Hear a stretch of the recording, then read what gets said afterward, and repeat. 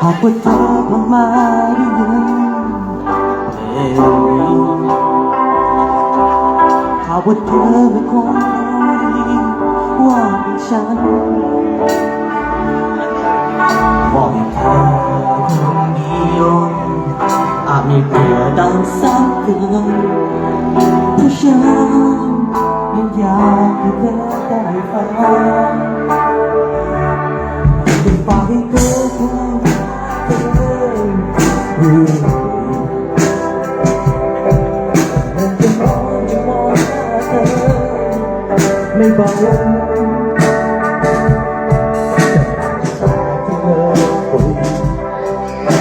ว่าเธอไม่ชอบเอาไม่ซ้ำและไม่เอาไม่อยากคุยก็เรื่องแค่น้องแค่บอกแค่ลาที่เธอนั้นต้องใจที่สำคัญโดนมาฉันสั่งมาอยากเอาไปตาคนเดียวหลอกเขาฉันรักแค่ออกเขาหวังจะมากมายจนไม่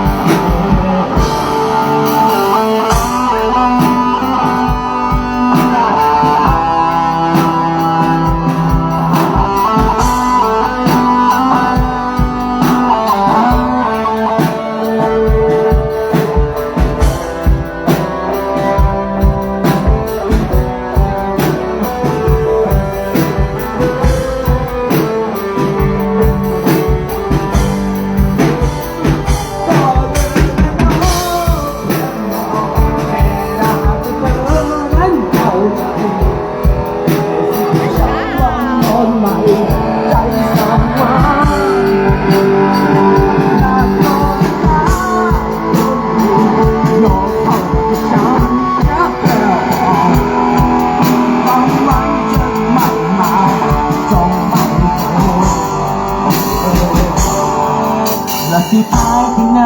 หัวใจว่าเราลงนั่งจะมองหน้าเธอ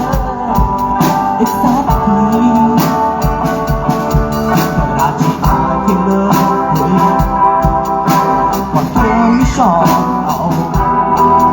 ก็พูดสักทีจากหัวใจ